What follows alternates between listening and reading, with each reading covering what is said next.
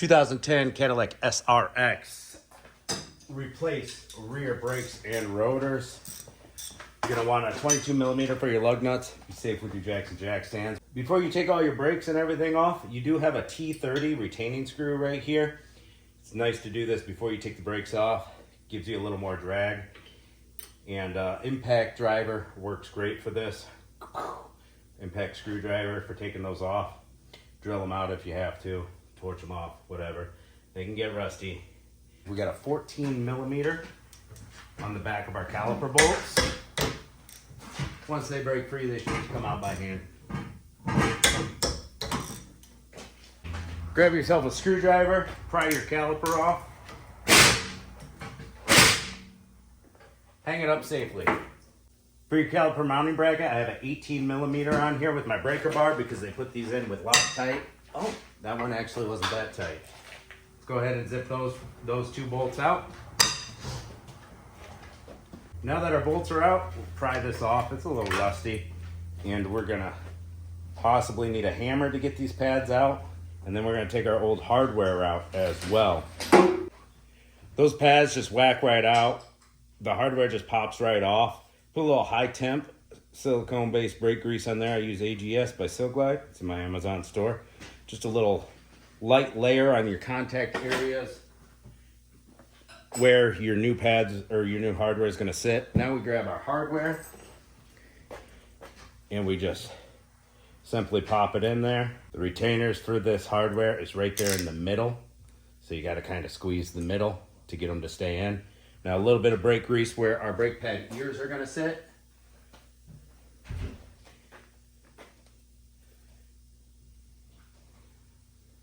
Now let's slap our pads in. I use Perfect Stop ceramic pads or Power Stop Premium. Our squealer tab, see the tab, is going to go to the inside. We're just going to get these prepped. If you have trouble putting your pads in, you need to clean better, or you bought cheap pads.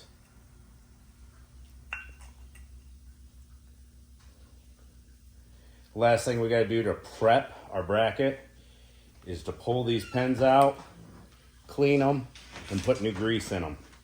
That brake grease. Let's do that. Now it's time to get our rotor off. We're just going to take a hammer to it. This one's on there pretty good. Not crazy good. It moved.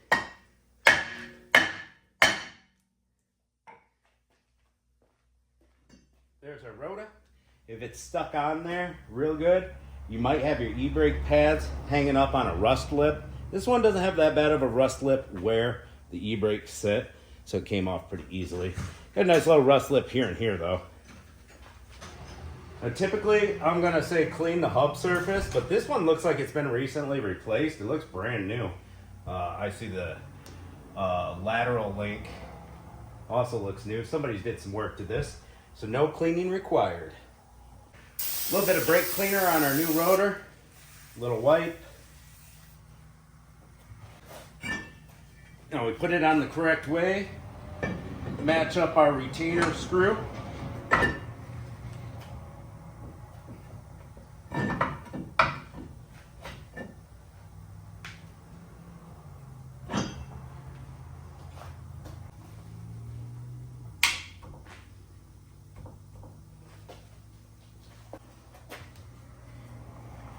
E-brakes need a little smack in. When I hammered it, it just kind of jutted them loose a little bit. Here's our rotor retaining screw. I like to put them back in if they're clean. You don't have to. It holds that rotor nice and straight for getting the caliper bracket back on easily. All right, we put our prepped bracket back on. Slide it over, make sure your pads are oriented on the right curvature. Your friction surface is facing your friction surface. Get your 18 millimeter bolts started. Get the one started, then the other. As far as cleaning this mounting bracket, you can use a caliper file, Dremel tool, wire wheel, wire brushes, whatever you gotta do to get this bracket clean.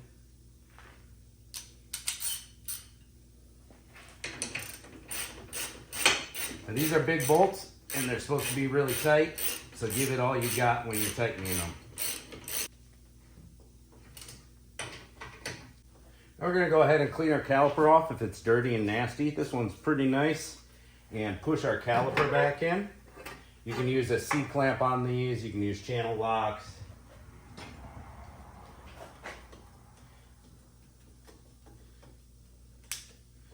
I've got this little tool. It's real cheap. It's in my Amazon store. Works good. I think it's like 20 bucks or something.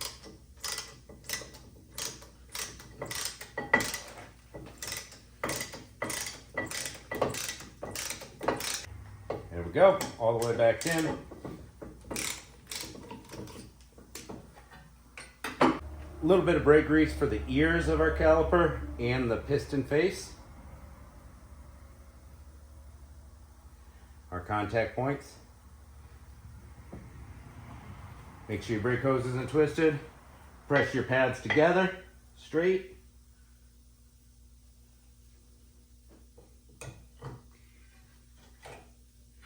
Press your sliding hardware in a little bit if you have to. I did a little bit.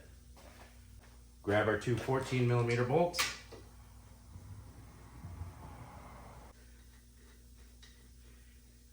It's always nice when they're clean and go all the way in by hand. Get them nice and tight.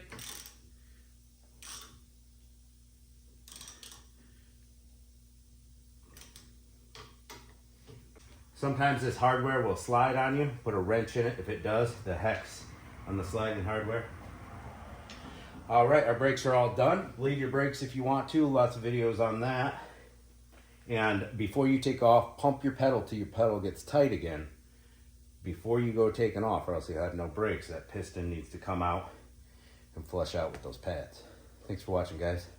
See ya. Don't forget to torque your lugs to spec. Make sure those lug nuts are tight, people. Retorque in 25 to 50 miles.